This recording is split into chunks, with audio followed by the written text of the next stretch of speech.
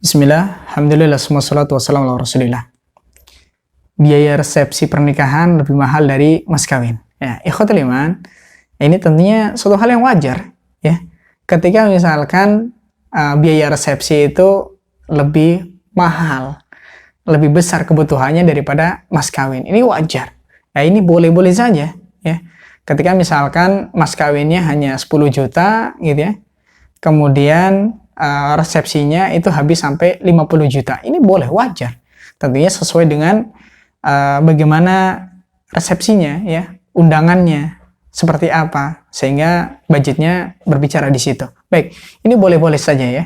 Jadi ketika seorang itu kemudian menikahi seorang wanita ya dengan mahar sekian, kemudian ternyata biaya resepsinya lebih daripada mahar yang diminta oleh si wanita, maka ini boleh-boleh saja. Dan sepatutnya ikhwatul iman, kalau kita ingin menikah, ya, maka ini perlu disepakati bersama dengan pihak mempelai wanita, ya, tentang bagaimana prosesi ataupun ketika walimatul urs misalkan, ya, apakah mau diadakan dengan dana yang cukup besar atau hanya sederhana saja, ya, mungkin mengundang kerabat-kerabat terdekat saja dan seterusnya, sesuaikan dengan budget, maka ini perlu dikomunikasikan dengan baik ya dengan pihak perempuan, ya, bagaimana tentang acaranya, ya, agar supaya secara imun mungkin, ya, pisahkan antara laki-laki dan perempuan, ya, kemudian jangan sampai kemudian mengganggu waktu sholat, ya, jangan mengganggu hak-hak orang lain, ya.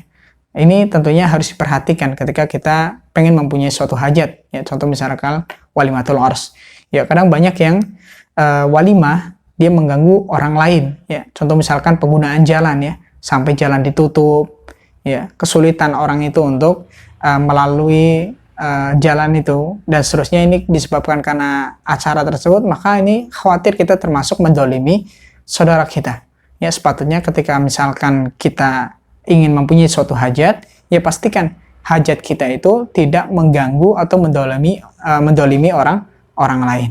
Ya, wallahu taala a'lam.